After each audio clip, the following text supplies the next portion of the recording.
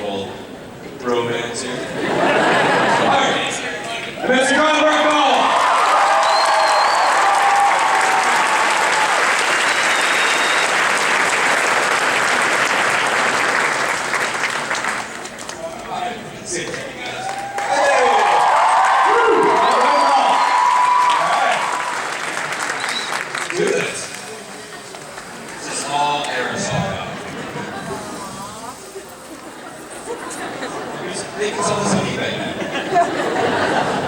What's up? Hey! Alright. Hey, the event organizer had no idea I was going to do that, so I stained anybody's eyeballs. No, they have string insurance, actually. Oh, really? Yeah. Actually, because North doesn't have a whole lot of time, let's just keep it going with the questions and dive right in. Is that cool? Yeah, let's do that. How much time do I get? That's your phone, man. Cool. Yeah. So, we have a young lady right over here on mic. Hello. I was wondering who would win in a fight, do you think? Daryl and Merle or Connor and Murphy? I get asked that a lot, who would win between Daryl and Murphy, and I always say, you know what, they probably go to a bar and just get trashed. Probably the same thing. It's the four of them would go to a bar and then like Merle would get upset and like leave them off. Good answer. Alright guys, and remember, we can't ask any that was mine. Any walkie-type questions, let's avoid those, but we got a lot to talk to Norman about. So, yes sir. I'm a little bit drunk right now. Woo! I don't want to put you on the spot, but Boondock Saints courtroom speech, if I started, will you do it? No. For real? I mean, they said we have a limited amount of time, and that's like half of it. Yeah, that's cool. So no monologues, but hey, kudos to you for being drunk in a podcast. I got one. Batman and Superman, range them 1 to 10. From Batman, 1 to 10.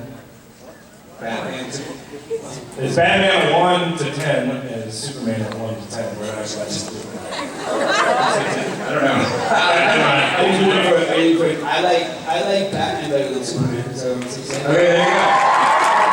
But I like Superman too, so. Alright, Captain America, you look sober. Norman, just wanted to really quickly, mostly just say thank you. You're one of the coolest people we ever met. I don't know if you remember, you probably don't remember, but about 4 Wizard Worlds ago, you guys were up at the Boondock Saints, and me and my wife were just watching you, and probably because my wife is hot, you invited us over. And you were just really super cool. And Am I still cool? Said, huh? Am I still cool? Yeah, you are. Big fan. Is your wife so hot? Right on, hey, you're cool too. Nice to see you, everyone. Yes, sir. My question is, you're obviously a badass on the show, so if this is not involving The Walking Dead, but if it's something apocalypse happening, what would be your weapon of choice? Real life. Sean Patrick Flannery.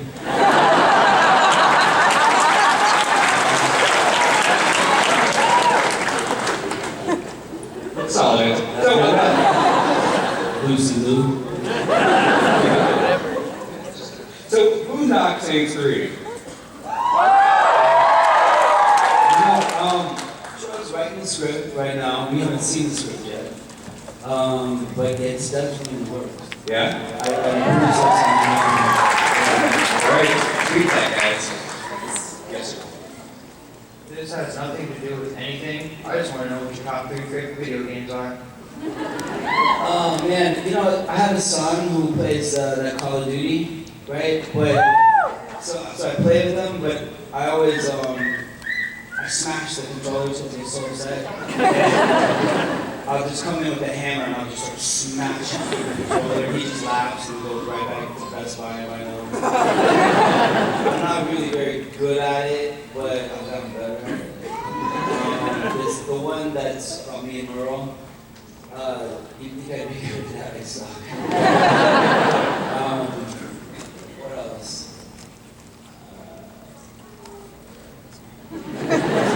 I mean, I'm not great. I have the attention span of like a wasp.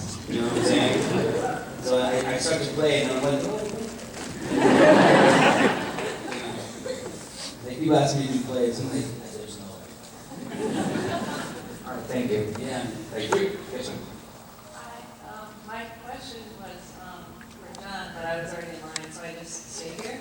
Ask me John's So question. I was going to ask, how does it feel to play a character that everyone loves and hates, and if anyone has ever come up to him and actually expressed their hatred?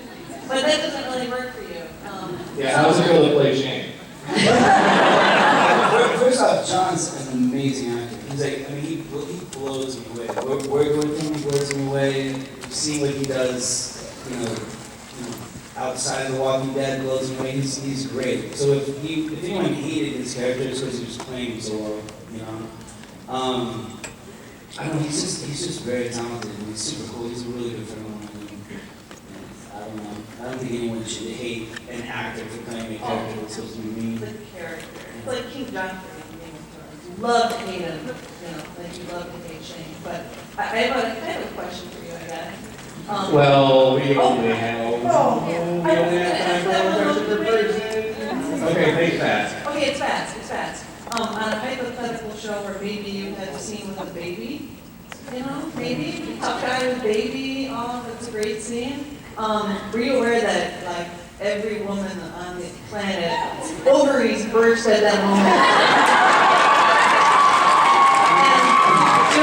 I had no idea that was a thing. And when we were filming it, I kept screwing up and calling it little ass kisser. If your ovaries are bursting, you should probably see in the doctor. It's a serious condition. Just a couple days ago, you released a statement about stopping cosmetic testing on animals. That what kind of made you go public and take that stand? Well, I've done a lot of work, but I've never really been in such a public arena like I've been putting on the show. So it'd be stupid not to use that, for something good. They approached me and I liked what they had to say and, I agreed and so I went. Yeah. But it would be irresponsible for me to not try to talk to all these people, about something unique. All right, yeah, that's a round of applause. Yes, ma'am. Love you, Norman. Okay, my original question was about Boondock Saints 3, but somebody already asked that. Sorry. So, since the second Boondock Saints movie was made 8 years after the first one, how did it feel to be reunited with Flannery after 8 years? We couldn't do part 2 until the contract ran out. So that's why it took that long. There was legal reasons why we couldn't start part 2 in the earlier one. So to get back on, the story that I heard was that all the heads that signed things were in a room watching a clock until it got to 12 in the morning. So to be back on that set was a lot of fun. It was like going to, Boondock Saints boot camp. It was a lot. When we did the first one, we went straight from the airport to a gun range with our luggage. And that's for a bunch of guys doing that. It's a lot of fun. So we were happy to be back there. I will say that we just wrapped the mid-season finale last night with The Walking Dead. Mind blowing.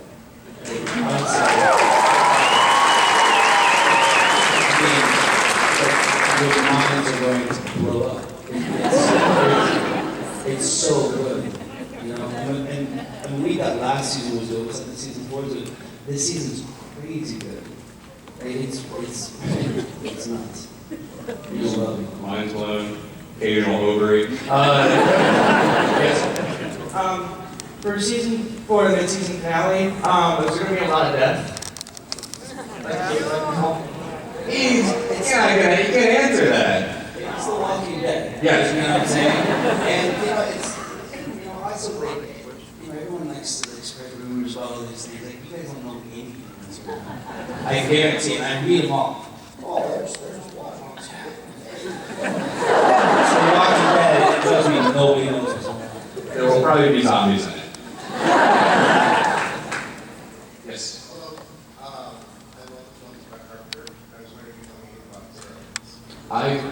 John Carpenter's the reference. Well, John is one of the coolest guys ever, personally. He's like this. He's so old school. He's got his way of working that is so unique. I've never been around a director that had that sort of style before. And I don't know. I was in a car crash in Berlin, and got real fucked up. Like my face is like a hamburger for a while. But I came out of that, and the first show I did was cigarette burns. So my face is a little bit swollen, and I can notice it. But I was real nervous to jump back into a job because I was like, man, I looked like an elephant. It was nuts. And I kept thinking, I was in the hospital in Berlin going, I'm never going to be an actor. Like, I'm too screwed up. And like, I have a medal on my socket and all this stuff now, but at the time, like, I wrote these little short films. I'm in a hospital bed in Berlin, borrowing a camera. I had a director in Germany bring me little army men, and I wrote these little scripts. And I set up the army men on my hospital floor, and I take a camera and I do all the camera positions and write on loose leaf paper the script. And I was like, okay, I'm going to do this. But John was the first guy that's like, come on, come do this film. And I was like, oh man, I'm hideous, I can't do it. And he's sort of big brother, father-like figure, took me under his wing and made me start acting. I was so nervous. But just as a person, lovely. As a director, legend. He's great. Really cool guy. Yeah. Thank you. Hi again, Norman. Hey. I just want to tell you, I've seen you grow. You blossom into a great actor. I've seen you in Tarantino, Richie films.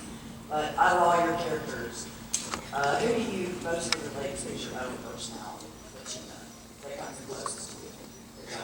Oh man, they're all a little bit like me. But the thing with Daryl is probably Daryl because in a movie you got this much time to do something. You got 4 years to do, instead of like hit the highlights, you do all the things in between, all the little nuances and the little awkward things that make you who you are.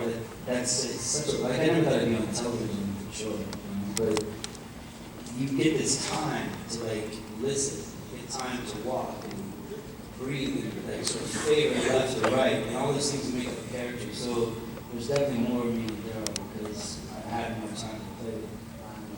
Well, I'm from Atlanta, so I'm glad you love Georgia, by the way. Yeah, I love it down there. It's great. I'm riding with a motorcycle through the woods every day. It's awesome. All right, Finn from Adventure Time, you get the last question. Well, first I wanted to say that you're the most badass and coolest person I have ever seen and met.